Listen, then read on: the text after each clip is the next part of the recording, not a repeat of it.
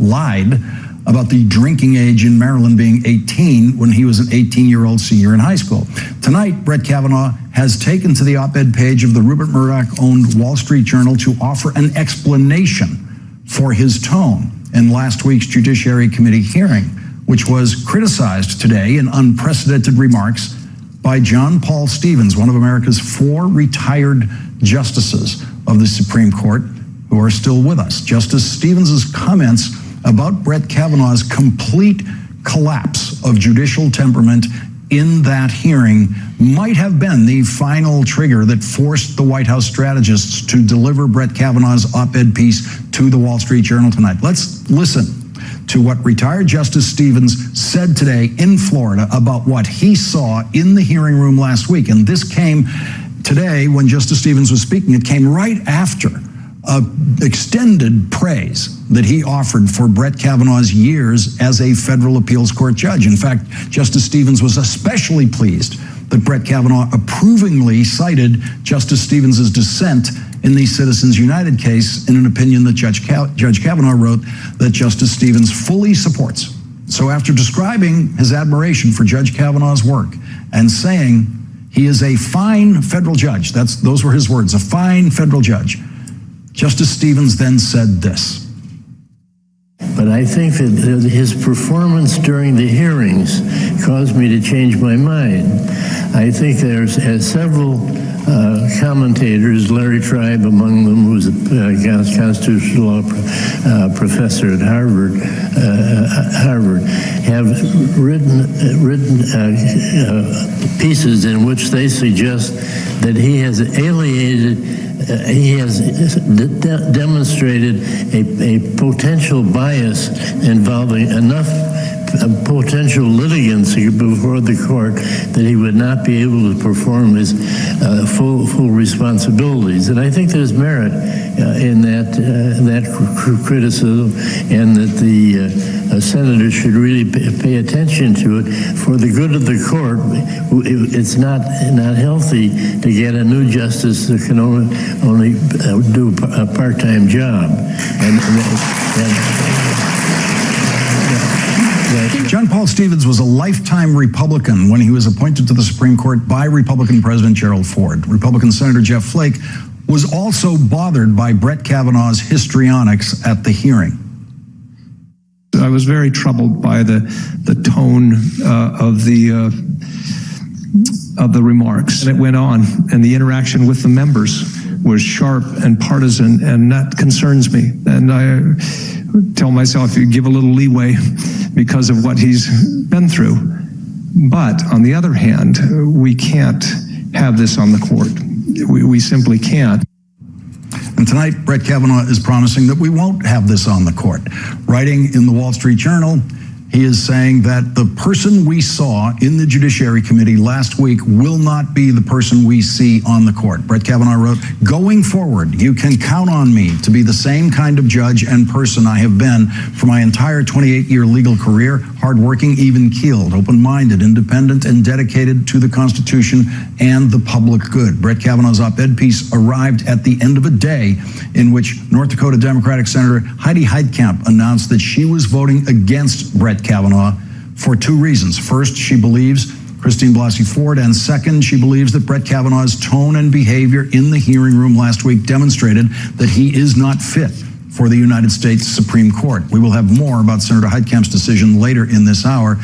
Brett Kavanaugh did not apologize for his conduct in the hearing room last week. Instead, he offered words of explanation without an apology, saying, "I was very emotional last Thursday, more so than I have ever been. I might have been too emotional at times. I know that my tone was sharp, and I said a few things I should not have said. I hope everyone can understand that I was there as a son, husband, and dad," which leaves open the question, what are the things that you should not have said? One of the most alarming things that Brett Kavanaugh did say was actually in his written opening statement. It was premeditated, and it was when he plunged into a right-wing Rush Limbaugh conspiracy theory. This whole 2-week effort has been a calculated and orchestrated political hit. fueled with apparent pent-up anger about President Trump and the 2016 election, fear that has been unfairly stoked about my judicial record, revenge on behalf of the Clintons, and millions of dollars in money from outside left-wing opposition groups.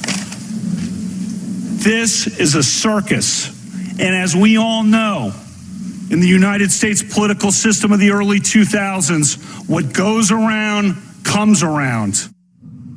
And the man who wrote that, the man who announced very proudly that he personally wrote that statement himself word for word, tonight has a piece allegedly written by him in the Wall Street Journal that says, "At times, my testimony, both in my opening statement and in response to questions, reflected my overwhelming frustration at being wrongly accused.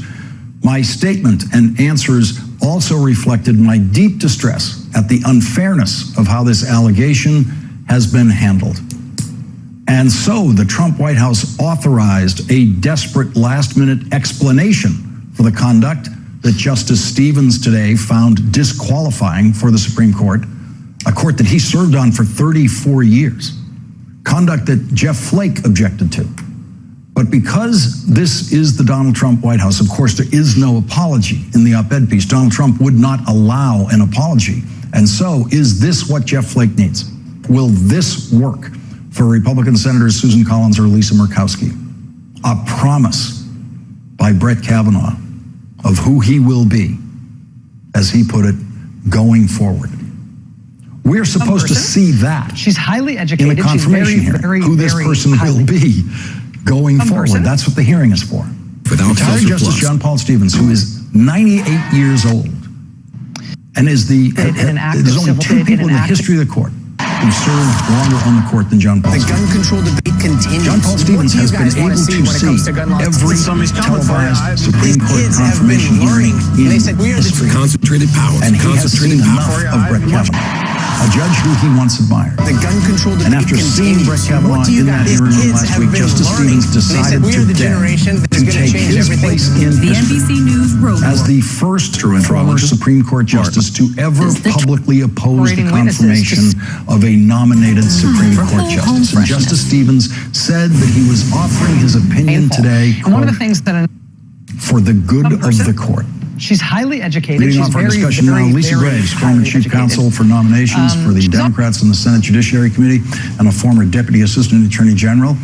Also, Mimi Rocha, former federal prosecutor. She's an MSNBC legal contributor. And Ambassador Wendy Sherman, MSNBC global affairs contributor. Ambassador Sherman helped Anita Hill make her way through the Senate confirmation hearing process during the Clarence Thomas confirmation. She is the author of the new book, Not for the Faint of Heart, Lessons in Courage, Power, and Persistence. And Lisa, I want to go to you on this point of Justice Stevens today. I am not aware of any former Supreme Court justice taking a public position in opposition to the nomination of a Supreme Court justice. If it happened somewhere in a distant history that I'm not aware of. I'm not aware of it either, and I think Justice Stevens has talked about in his writings as a judge and beyond about the really crucial role of the Supreme Court as an impartial tribunal for the rule of law in this country, and for him to call out Judge Kavanaugh is really significant. And as you point out, Lawrence, the fact is these were his prepared remarks. These were premeditated. These were baseless, really baseless charges of partisanship that were intended to erase the testimony of Dr. Ford, and to suggest that his anger was somehow evidence of his innocence. And he also has made this sort of crocodile tears claim that he was constrained to not speak. Clearly he can speak whenever he wishes, and he chooses to speak almost entirely through right-wing media outlets, whether it's Fox News or the Wall Street Journal. that's how he chooses to speak, because that's who he is. And when he says that he's going to be the man he's been for 28 years as a lawyer, 16 of those years were as a right-wing political operative before he became a judge. What we saw last week was the mask falling and him revealing who he really is, and in fact, I think who he would be on the court, and that's a stain on that court if he is confirmed. Wendy Sherman, you've been through the confirmation process as an Undersecretary of State. You know that demeanor is a huge component of what you're doing in that room. People have to know that they're going to feel confident in trusting you in a role like Undersecretary of State, where you're going to be and were in the negotiations with Iran over their nuclear program. You're going to have to be trusted with secrets, all sorts of things. And yes, competence, knowledge, but demeanor is everything. Demeanor is everything. I mean, how do you lose sight of that? How can the moment come in a confirmation hearing where you lose your grip on what you know they want to see? Indeed, I think that Kavanaugh thinks that his righteous indignation shows that he is innocent, and I think his righteous indignation shows that he's trying to divide us and them, to say that Christine Blasey Ford is something else than a real human being, and he's the person who has standing. It is, quite frankly, often a very male approach to power, that righteous indignation, and the president has tried to use that to completely push us apart. We aren't apart. We all care about our sons. We all care about our daughters. But what is so critical, and what wasn't heard in the time of Anita Hill, and hasn't been heard this time either, I'm sorry to say, is the pain, the suffering, and the humiliation that Christine Blasey Ford has had to live with all of her life. Justice Stevens made an important distinction between Clarence Thomas and Brett Kavanaugh today. Let's listen to that.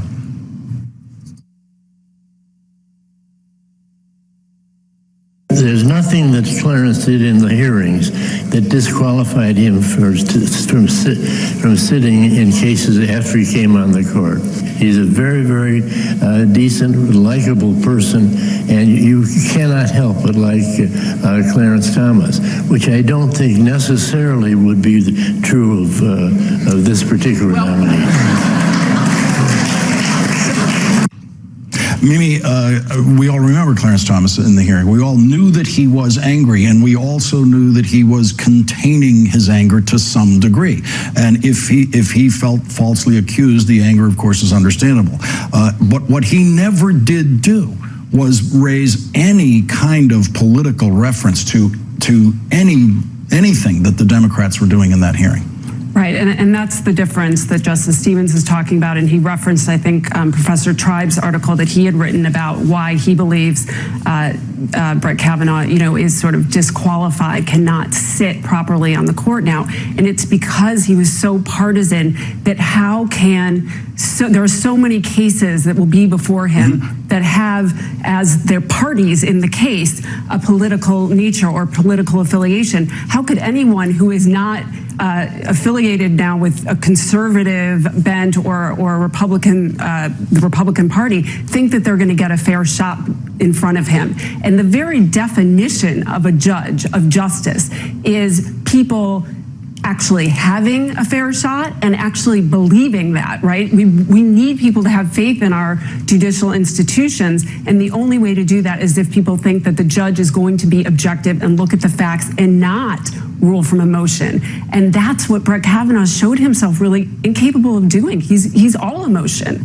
and justified or not, you can't do that as a judge. And Lisa, it seems the op-ed piece tonight is almost a rushed answer to Justice Stevens today. Certainly none of us saw this coming from Justice Stevens. This was actually a long scheduled minor event in Florida, kind of a neighborhood event near where he lives, where he was scheduled to speak because a friend invited him to.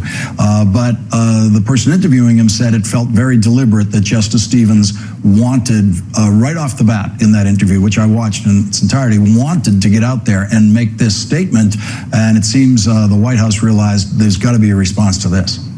It certainly does seem like a scramble to get this out and to use Wall Street Journal as a vehicle to do it. And also, it's the case that Judge Kavanaugh is facing virtually unprecedented opposition by law professors from all backgrounds, right, left, and middle, because of his temperament, because of his behavior at the hearing last week, over a week ago.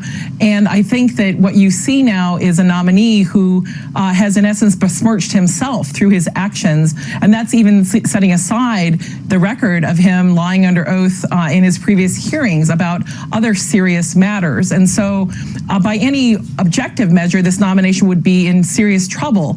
Unfortunately, we're in this time of tremendous partisanship where people aren't being heard and even witnesses aren't being interviewed by the FBI as part of what should have been a really thorough investigation.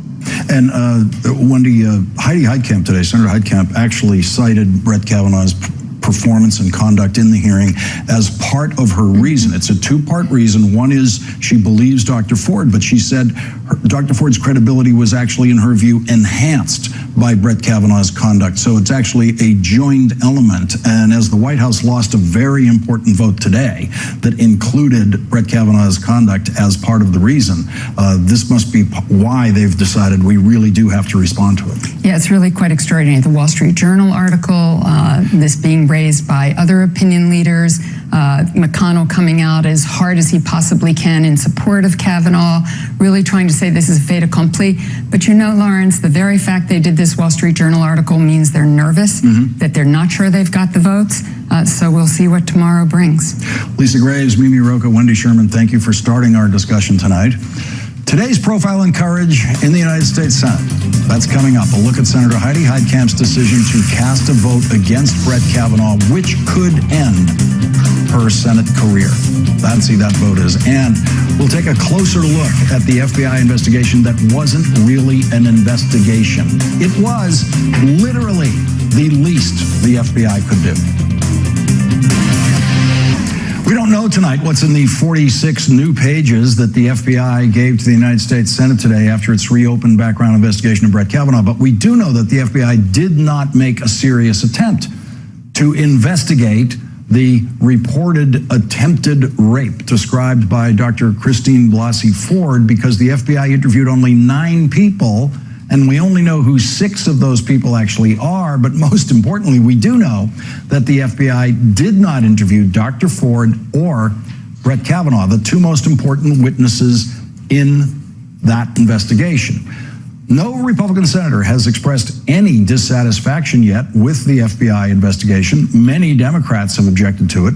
Dr. Ford's lawyers sent a letter to FBI Director Christopher Wray today saying the investigation conducted over the past 5 days is a stain on the process, on the FBI, and on our American ideal of justice. Joining our discussion now, John Heilman, National Affairs Analyst for NBC News and MSNBC. He is co-host and executive producer of Showtime's The Circus, and Mimi Rocah is still with us. And John, I know you've been in Washington all day. Are you picking up any Republican dissatisfaction with the FBI investigation at all? No, not really. I think that there's. I think that if you got some people in some very private moments, everyone would kind of acknowledge that this is was not a serious investigation of the kind that you would do if you were really trying to find the truth. This appointments have been made by people who are ex-FBI people and some current FBI people quietly over the course of the last week. I do not think that very many Republicans, possibly even those who pushed for this investigation, ever intended for it to be the kind of investigation that would have been full and amply resourced and ambitious in its ends or its tactics. So I think on the Republican side, at least for most of them, what they were looking for was cover, and that is what they think. I'm not sure they're right about this on the politics, but at least at the moment, they think they've got the cover that they need to vote yes. And Mimi Rocah, former federal prosecutor, you've worked with the FBI on real investigations. What should they have done, even within the realm of background investigation? Let's acknowledge that it's different from a criminal investigation that you're directing that could take years or months with a criminal investigation the FBI is running usually. Right. Well, and the main difference between the criminal investigation and the background investigation is that a criminal investigation, the FBI really would have free rein to follow leads and do what it thinks is best. Here, because it was a background investigation, they were clearly directed by the White House. I mean, they were literally turning away witnesses that showed up at the offices. The FBI does not normally do that. But what would normally happen? Because people were, all these Yale roommates and Yale friends of Brett Kavanaugh were struggling all around the country, actually, to try to get their stories to the FBI, and they had sworn statements that some of them tried to physically bring to the FBI. What would the normal receptivity of that be at an FBI office? I mean, I can't speak for every single FBI office, but in my experience, if the FBI is looking into something and the public knows that they're looking into it, first of all, they often put up tip lines. Yes. Second of all, if someone shows up at the office or calls and says, I have information, they will listen to them. They may find it completely not credible and then never do any follow-up, but they will, in my experience, hear them out and see if there's anything to be followed up. And here it sounds like, I mean, the reason I think that so many of these people are coming forward and writing articles and speaking to the press, the op-ed today with, his roommates, Kavanaugh's roommates, or drinking buddies, sorry, saying, he can't say that he didn't drink to the point of not remembering because we saw him. Why are they doing that in an op-ed or in an opinion piece? Because the FBI didn't hear them out, and that is just strange to me. That relates to the Ramirez claim, but that is something that should have been followed up on if you're going to do a thorough investigation. There's things about Ford's claim. Why didn't they talk to the therapist? I mean, perhaps they did, we don't know, but that is something I would want to talk to every single person she had previously told, made some kind of statement back before all of this began. Those are called prior consistent statements, and they actually carry a lot of weight in the law and in evidence. This isn't a criminal trial, but if they carry weight in a court of criminal law, they should certainly carry some weight in establishing someone's credibility in a background investigation. The bottom line is there were so many ways here to get at was she telling the truth, which, by the way, a lot of people thought she was after they heard her. That's gotten erased. So there were things to do that they didn't do. And most importantly, they really needed to do a probing questioning of Kavanaugh.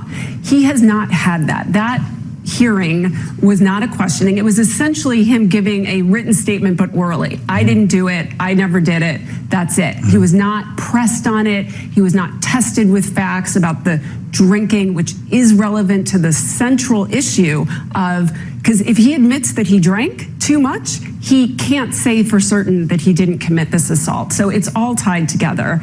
Yeah, and John, that point Mimi just made about Brett Kavanaugh's minimizing of his drinking is crucial to his defense because he can't admit that he has any memory lapses because that opens up a theoretical window to does he have a memory lapse about Dr. Ford. And so we have his friends from Yale going to the point of having to get together, write an op-ed piece, right. Charles Ludington, Lynn Brooks, Elizabeth Swisher. They say, we each asserted that Brett lied to the Senate by stating under oath that he never drank to the point of forgetting what he was doing.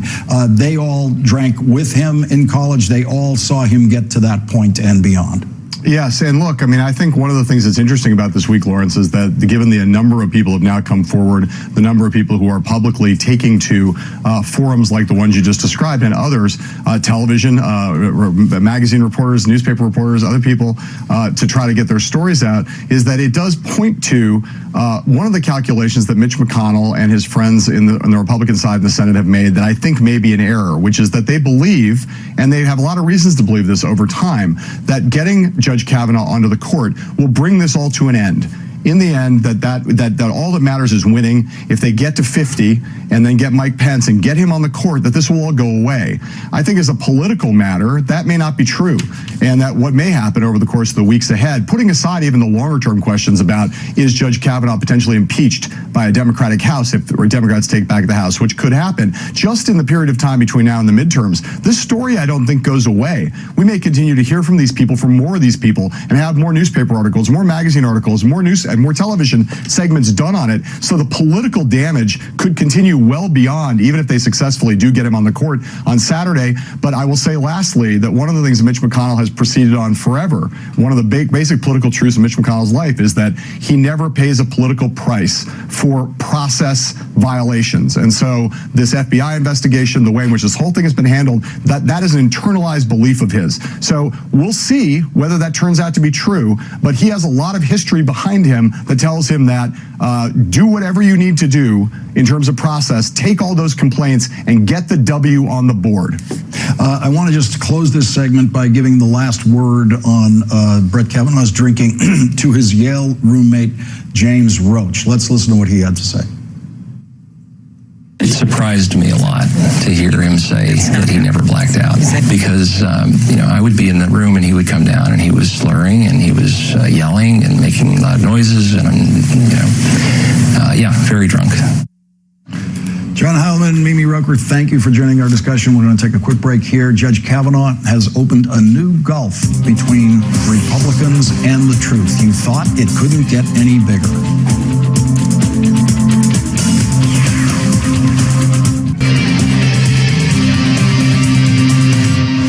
How did we get from a chorus of expert praise and professional respect to wild tales of violent gangs, sexual assault rings, fistfights on boats in Rhode Island harbors, and the possibility, get this, of an argument in a college bar? An argument in a college bar? That is the way Republicans believe they have to lie about Brett Kavanaugh's history. Brett Kavanaugh is the only Supreme Court nominee that we know of who got in a bar fight while he was at Yale, a fight that had to be stopped by the New Haven police. Brett Kavanaugh managed to get his name on the New Haven Police Department police report of that bar fight. Police don't get called for arguments that happen in bars. Police get called for fights that happen in bars. There's a big difference. But what Mitch McConnell obviously believes is that any accurate description of what we know about Brett Kavanaugh's proven out of control drunken behavior in high school or college hurts Brett Kavanaugh's chances for confirmation. And so Mitch McConnell can't bring himself to say one honest word about that. During our discussion now, Ron Klain, former chief counsel for the Senate Judiciary Committee, and he was also a former chief of staff to Vice Presidents Joe Biden and Al Gore, and a former senior aide to President Obama. Lisa Graves, also a former staffer of the Senate Judiciary Committee, is back with us. And Ron, Mitch McConnell just cannot handle the truth on this one, so he just has to take everything and minimize it, mischaracterize it, describe it as something that it wasn't. Yeah, Lawrence, this is the contagion of the Trump era.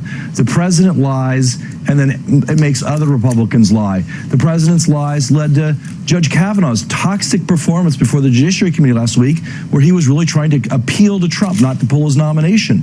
And then today you see Susan Collins and Jeff Flake saying that FBI investigation was, quote unquote, very thorough.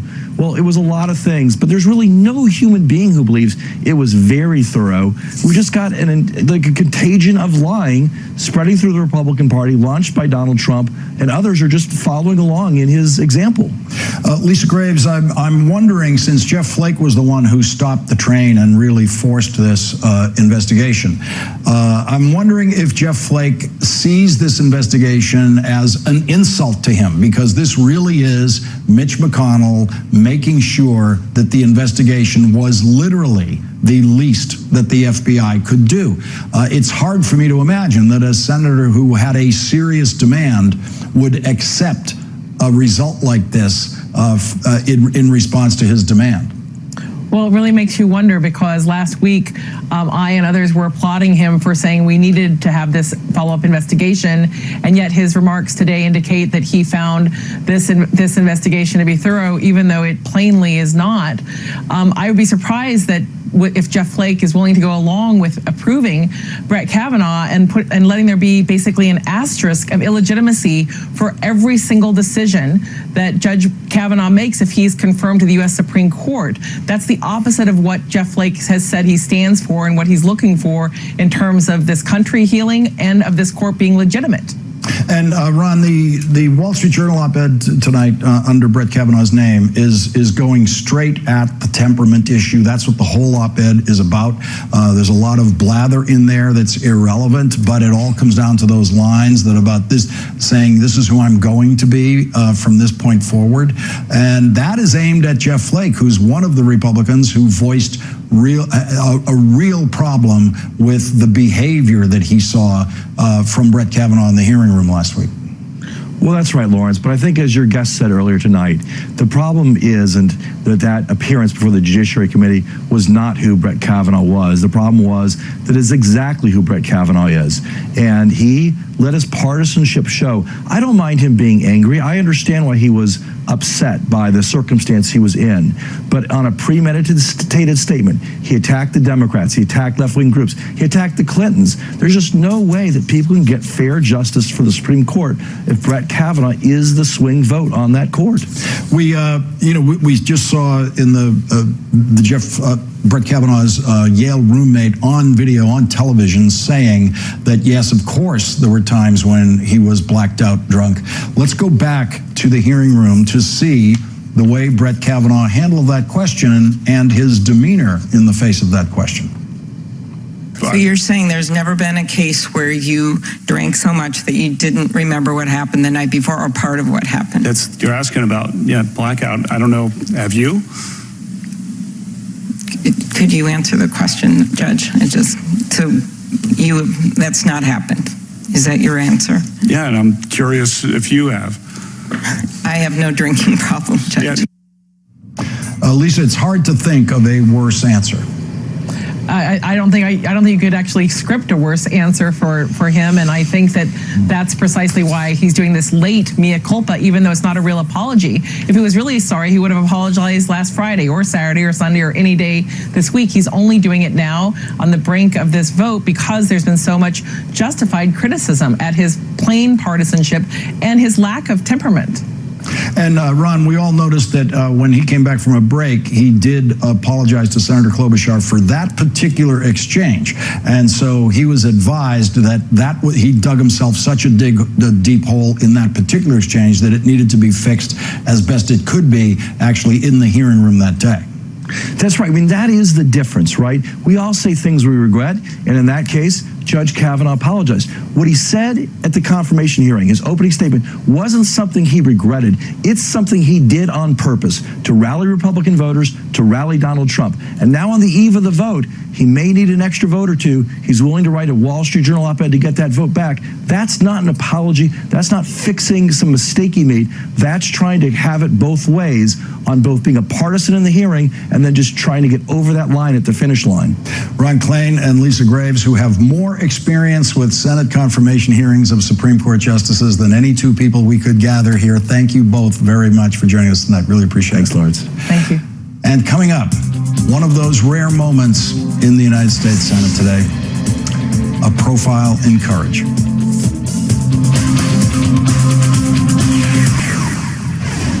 It is hard being a Democrat running statewide in North Dakota, so hard that North Dakota has only one statewide elected Democrat. That is Senator Heidi Heitkamp, who told the voters of North Dakota today something that most of them did not want to hear.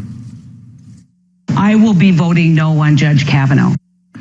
Senator Heitkamp announced that decision on North Dakota TV today, where she has been facing TV ads like this. The liberal mob and their media allies tried to ruin a good man with smears. You have replaced advice and consent with search and destroy. Judge Kavanaugh fought back, clearing his name, defending his honor. Now Senator Heitkamp has a choice. Stand with President Trump, Judge Kavanaugh, and all who thought this was a national disgrace, or stand with them. Tell Heidi Heitkamp you'll never forget how she votes. Polls show Heidi Heitkamp trailing in her re-election campaign to her Republican challenger, but she says she kept politics out of her decision. You know, the easiest thing in the world for me would have been take a yes vote, get this over with. That would presumably be make my path to re-election easier. I didn't come here to do the easy thing. I came here to do the right thing. Senator Heitkamp offered two reasons she is voting against Brett Kavanaugh. The first is that she believes Dr. Christine Blasey Ford. I believe Dr. Ford. I believe her story. I found her testimony to be incredibly credible, and I found his presentation to lack the impartiality and the judicial temperament that I have come to expect from a Supreme Court justice. Politically brave votes are rare in the United States Senate. Sometimes years pass without seeing one from either party. Today, Senator Heitkamp had another senator's words in mind when she made her decision. There's a quote from Robert Kennedy, and it is, you know, when you make decisions about what you're going to do in your life, history will judge you, but more importantly, you'll judge yourself. Here is the full text of that passage of a 1966 speech by Senator Robert Kennedy that Senator Heitkamp quoted today. History will judge you, and as the years pass, you will ultimately judge yourself on the extent to which you've used your gifts to lighten and enrich the lives of your fellow man. In your hands is the future of your world and the fulfillment of the best qualities of your own spirit. Heidi Heitkamp might lose her Senate seat because of her vote on this nomination. She knows that. She is prepared for that defeat. But for the strong, defeat is never the end of hope. And there is no better example of that than the one given by Robert Kennedy in the one speech that he ever delivered in North Dakota in 1963 when he was the Attorney General of the United States. Bobby Kennedy traveled to Bismarck to deliver a speech to the National Congress of American Indians. And he ended that speech with a quote from Chief Joseph of the Nez Perce tribe. It was a speech that Chief Joseph gave at the most difficult time of his life in 1877 when he surrendered to the United States Army. In that darkest moment, Chief Joseph chose optimism. He described what America could be if he and his people were allowed to be free in their own land. And Chief Joseph said that he was waiting and praying for a time when, he said, we shall all be alike, brothers of one father and one mother, with one sky above us and one country around us and one government for all.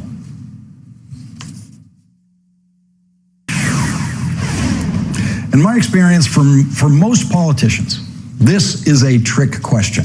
What would you not do to win an election? They don't really have an answer, most of them. Today we discovered the answer to that question from Heidi Heitkamp. She will not cast the easy political vote for a North Dakota senator. Instead, she's going to vote against the confirmation of Brett Kavanaugh. Wendy Sherman is back with us. And Wendy, when I see votes like this, it really stops me because it is so rare and in this case, so important. You know, we've all talked about who's going to be the next John McCain, who's going to be the person to have an independent mind. And I certainly didn't agree with Senator McCain on many, many issues. But when he put that thumbs down on the health care vote, that was courageous. He was courageous, obviously, in many ways in his life. What Heidi Heitkamp did today was truly courageous. And I think what's really sweet is her brother, in talking about it, said, when she brushes her teeth in the morning, which is totally North Dakota, very specific, right? Yeah. When she brushes her teeth in the morning, she wants to be able to look in the mirror and know that it's her and who she is. And I give her enormous credit. There are going to be lots of pundits who are going to say she did this for political reasons. They're going to say, well, she knew she was going to lose, so she threw caution to the wind. I don't believe that at all. I think she did it because she has heard from so many sexual assault victims for all the reasons she said in her comments. And my understanding is that her website tonight is exploding, that her fundraising has gone through the roof. And none of that, I think that'll be great, and I'd love her to be back in the Senate, obviously. But she's got to feel tonight authentically herself.